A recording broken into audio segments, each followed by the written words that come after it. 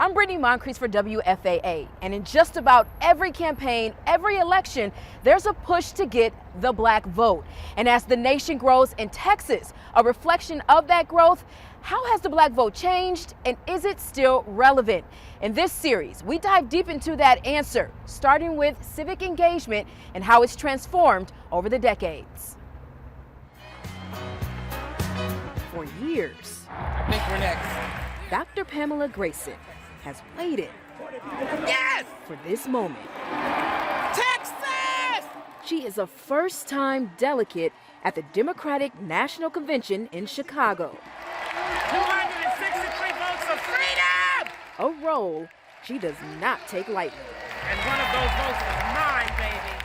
Just 60 short years ago, Fannie Lou Hamer was fighting with Congress because the Democrats would not seat the black Democrats.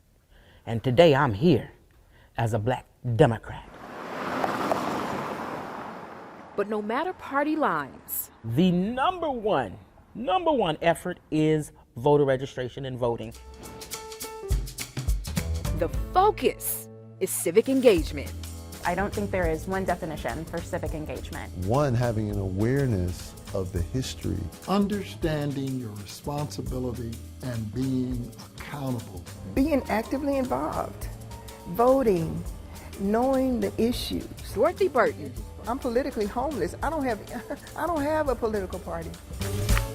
is a former Republican of over 40 years. I became involved in politics when I was 13 years old. She understood early on what it means to be civically engaged. Because the most precious thing that we have is our vote. Burton was Duncanville's first black city council member, elected after a movement to create an at-large seat on the council. An at-large seat erases district lines, allowing the entire city to vote instead of only people in a particular district. Ultimately, it strengthened the voting power of minorities spread across Duncanville. It didn't matter that I was Republican. It didn't matter. What mattered was I was black and Duncanville was white. That's when it became possible for African Americans and Hispanics to be involved here. So I was the first one. I didn't do it for me at all, but it was the right thing to do. Click on Am I Registered? A calling Click on Your Ballot. that drives her to get other black voters engaged. Texas is an apartheid state, meaning that Texas is a majority minority state, but we are governed by whites. U.S. Census data shows in July of 2023, whites made up about 39.6% of Texas population. Hispanics or Latino, 39.8%, outnumbering the number of whites.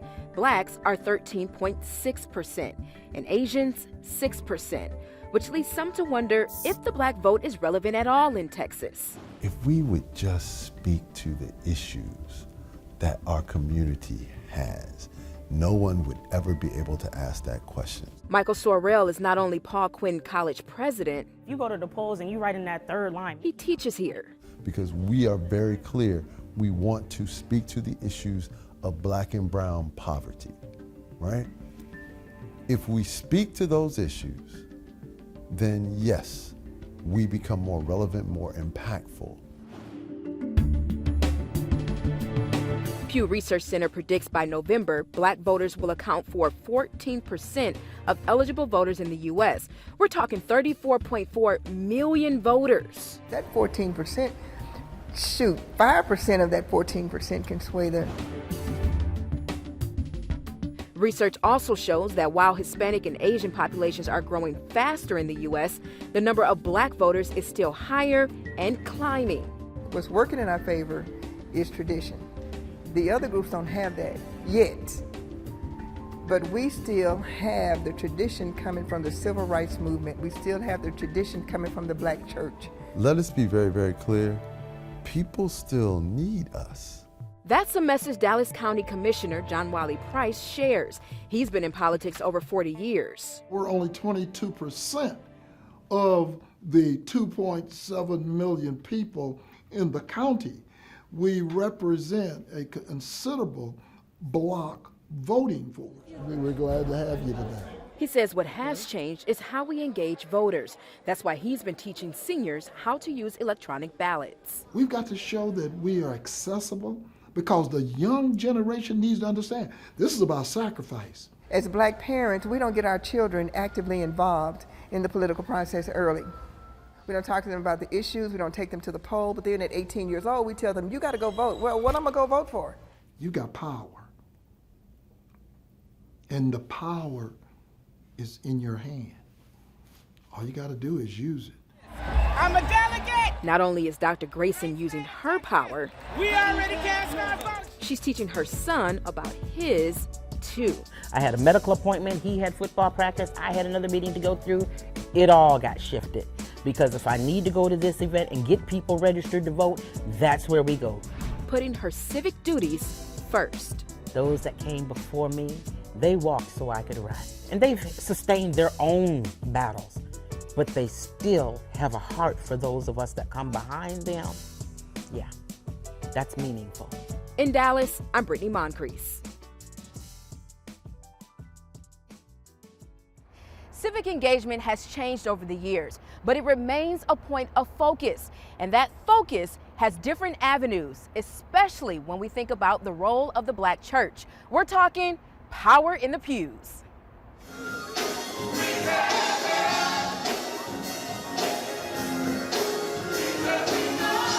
The Black church is the historical hub of Black traditions and advocacy. You know God is in control, but He's giving you a ballot. Salem Institutional Baptist Church has been that hub for 136 years. It's located in sunny South Dallas. One of the oldest churches in the area, and again, 136, that's a big milestone. Todd Atkins is pastor. It is the role of Black ministers, Black clergy, Black congregants to really show our community the relevance and the ability of the Black church to not only mobilize people, but to also educate people. From Jim Crow to the civil rights and the Black Lives Matter movements, this church has been focused on getting more Blacks civically involved. But it must be a consistent engagement to be a part of the transformation of your community. Malachi chapter 3. But as times change, so has the relationship between the community and the Black church. One change is membership. I think one of the things pre-COVID that you have spoken to is the lack of the physical presence of the congregation within. And fact of the matter is there is some apathy in the Black community, particularly with some of the younger population.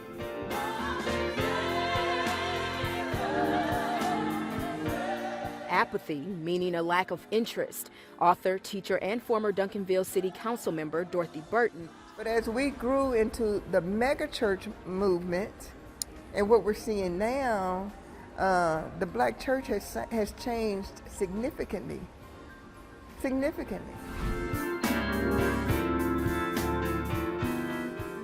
Hartford Institute of Religious Research defines megachurches as a church whose average weekly attendance is 2,000 people. Dorothy is a member of a megachurch herself. There is a tendency now to not want to piss off the wrong people because they may not contribute to you or they may not open a platform for you. They're not going to offend white people. They're not going to offend white evangelicals because white evangelicals contribute significantly to their coffers. Atkins says there's also the fear among pastors in crossing the line of separation between church and state. They got some pushback from that blurring the line between church and state. I've come for worship. I don't want to hear about political. I don't want to hear from a candidate. And that's what has been done historically. Candidates have always come to the churches because that's where the voters are. A strategy Atkins says is now seen in predominantly white evangelical churches. They're using the same models that African American churches have used historically. Mobilization on Sunday morning, souls to the polls, coordinated efforts, bringing candidates in. They have been very effective in the evangelical movement to do that. And we have to recapture the models that we created. What's on your mind? But Paul Quinn president Michael Sorrell says that's a challenge to do. You look at the Black church, we've had far too many scandals.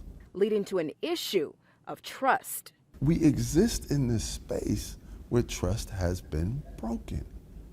So how do you then turn around and ask people to believe? And that's where many see a shift from the traditional black church getting voters engaged to local organizations doing the work. To register to vote so that you can tap into your power. You have community groups, those then coming in, like the sororities and the fraternities, to do what traditionally had been in the black church, but that traditional black church is not there anymore. Hundreds of organizations in the DFW are focused on voter education and voter registration. My students, all their organizations are outward facing, right? They engage. And although there is a shift happening where the black church is no longer the leader of political engagement, Every ballot is dripping with blood of somebody. the black church is still holding on to its traditional role. Somebody has to bleed in order for you to vote. This institution has sustained so many threats and still maintains its relevance. I'm pressing on. And because of that tradition and advocacy, Atkins says, Every black church should be a lighthouse in their community. shining as the power in the pews. In Dallas, I'm Brittany Moncrief. Still praying as I'm onward bound. Welcome back. While the black church holds on to tradition and advocacy to get and keep black voters engaged, when it comes down to it, money matters. We're talking about black voters' financial contribution to campaigns and the power of the pockets. Right now is your last chance to make a donation. Chip in $5, $10, or even $25. Every little bit counts. TedCruz.org and contributing $25. $3. That's what I'm asking for you to donate right now to help me defeat Ted Cruz. The best things in life are free. And that power includes the pockets. We do this 365 days out the year. Atlanta-based Black Voters Matter Fund has been working in 25 different states, including here in Texas. They're registering voters at Wiley University. We're finding where our families are and we're tapping into their talents, getting them activated and making sure that they're getting out the vote. And fundraising. Since its start, the Black Voters Matter Fund says they've donated over $30 million to organizations impacting change. And last year alone, $900,000 to 75 groups in Texas. We know we have to reinvest in our communities, in ourselves, in the people that are actually on the ground, in the field, doing the work, and we want them to grow capacity. According to Lending Tree, about 26% of Americans plan to donate to political campaigns this year, a 10% drop from 2023. When it comes to campaign donations in black communities, the question is, are blacks donating to campaigns as often as other races? People want to act as if black people aren't philanthropic. That is a lie. You go into black churches all across this country, you bear witness to the power of black philanthropy. Paul Quinn President Michael Swarell says it's just a matter of connection. What happens oftentimes is we're asked to give money to people who don't feel as if they are with us. Let's be clear, early on in Barack's campaign, in President Obama's campaigns, people weren't sure. I stand before you today to proudly announce When Vice President Kamala Harris announced her campaign for presidency in July, for President of the United States. phones went off, sharing a Zoom meeting of more than 40,000 black women, raising over $1.5 million to her campaign. A Pew Research study shows before President Joe Biden withdrew from the race, 64% of black voters leaned towards him.